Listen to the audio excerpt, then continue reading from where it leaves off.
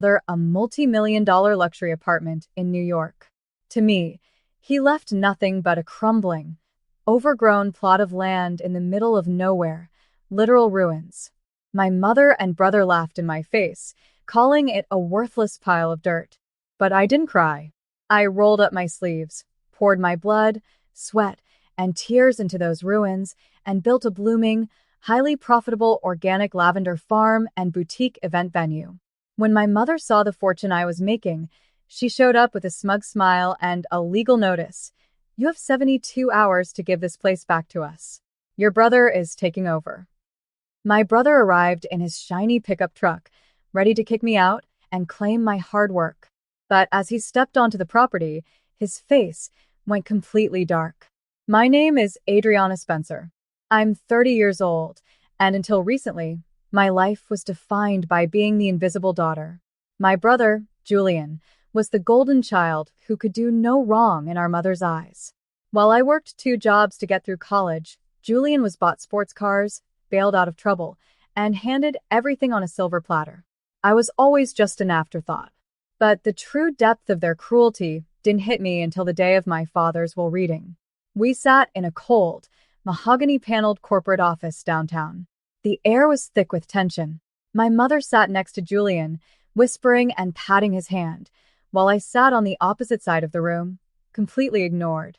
When the attorney finally cleared his throat and opened the documents, Julian sat up straight, a smug grin plastered across his face. He wasn't disappointed. The attorney announced that Julian was inheriting a multi-million-dollar luxury penthouse in Manhattan, alongside a massive, fully funded trust. Then, the attorney looked at me with a pitying expression.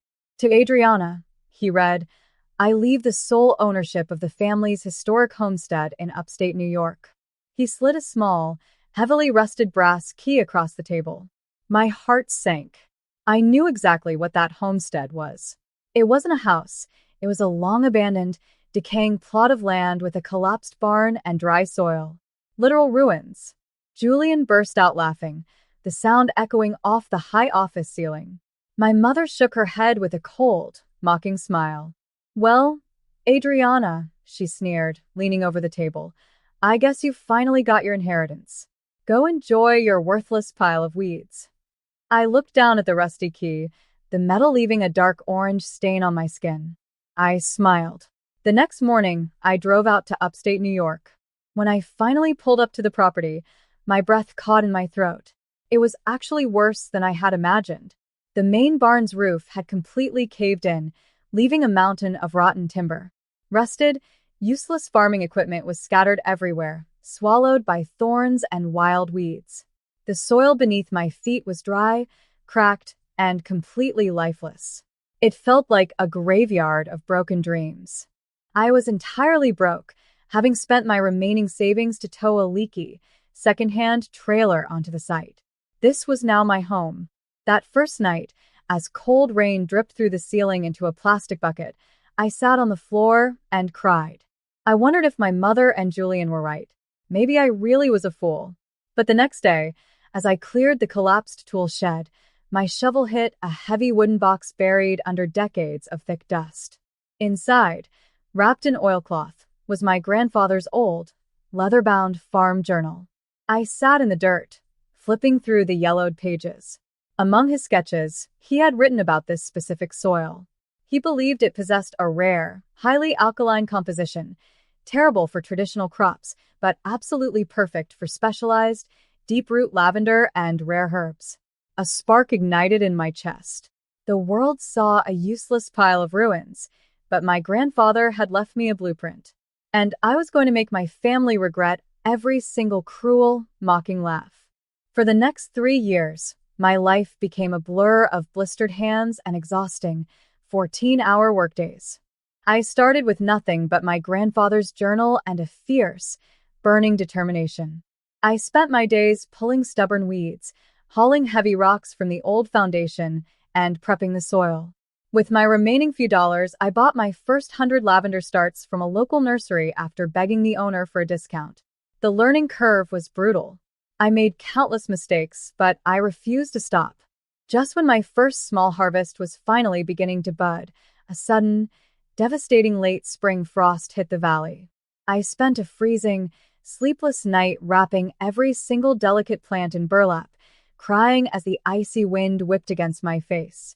But my grit paid off. I saved the crop, harvested the lavender, and secured my first small-scale contract with a local artisanal soap shop. Soon, the high quality of our organic lavender oil got people talking. That's when the real inspiration struck. I realized people didn't just want our products. They loved the rustic aesthetic of the old stone ruins emerging from the vibrant purple fields. I pivoted. I cleaned up the stone archways of the collapsed barn, added fairy lights, and marketed the lavender ruins as a high-end boutique wedding venue. It went viral on social media almost overnight. Within 3 years, bookings were filled 18 months in advance. Our organic product line was selling out nationwide. I went from sleeping in a leaky trailer to managing a thriving, high-revenue enterprise. I was finally happy, secure, and wealthy on my own terms. But success has a funny way of bringing the vultures back.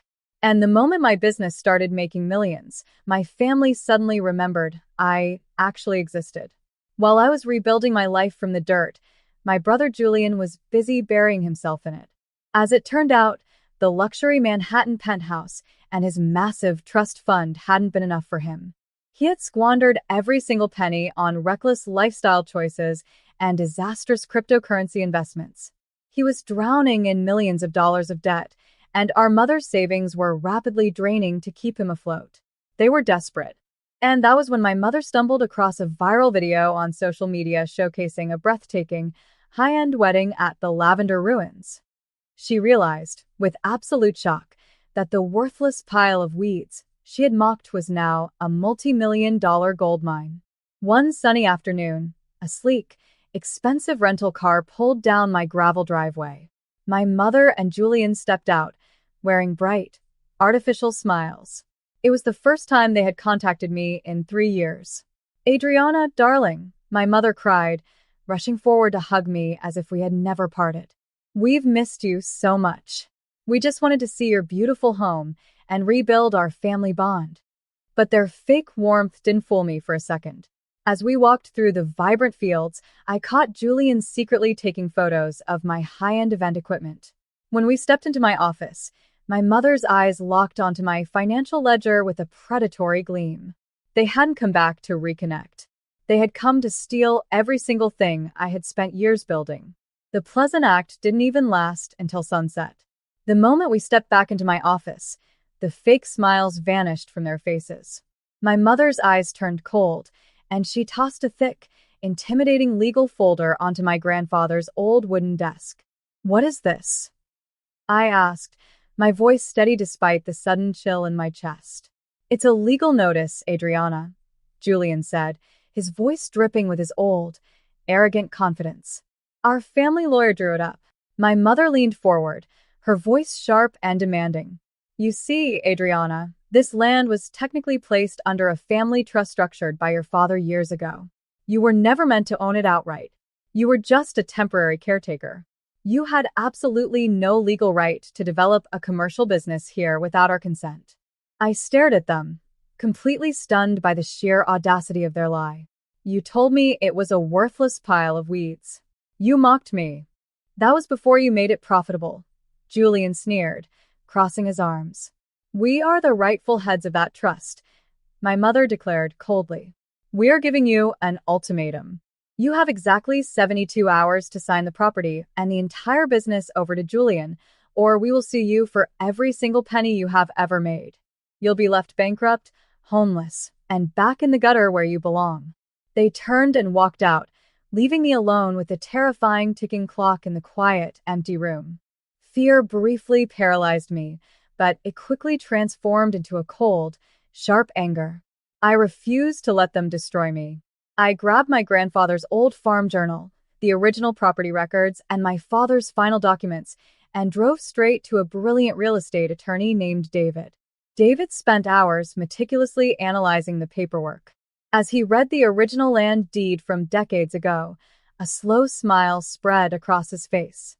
"Adriana, your family is bluffing," David said, leaning back in his chair. Your grandfather was incredibly sharp.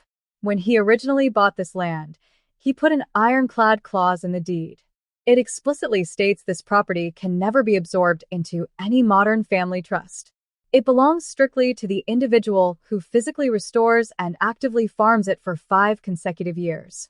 You have met this condition perfectly. The land is completely, undeniably yours. Relief washed over me, but David wasn't done. He pulled up a financial background check on Julian that he'd run out of caution. And there's more, David whispered, handing me a printout. Your brother didn't just lose his money. To fund his lifestyle, he took out a massive, fraudulent loan using your mother's name without her realizing it. Their Manhattan penthouse is actively being foreclosed on. They don't want your farm out of greed, Adriana. They want it because they are completely ruined. The 72-hour clock was still ticking, but I was no longer afraid. I finally had the leverage to end this game. On the morning of the deadline, Julian's pickup truck roared up the driveway. He and my mother walked into my office, wearing smug, victorious expressions. Time's up, Adriana, Julian cheered, throwing a pen onto the desk. Hand over the signed transfer papers. Instead, I slid a folder of my own across the table. I'm not signing anything, I said calmly. Julian chuckled, opening the folder. But as his eyes scanned the documents, his face went completely pale. His cocky posture instantly vanished. What is this? He stammered, his voice trembling.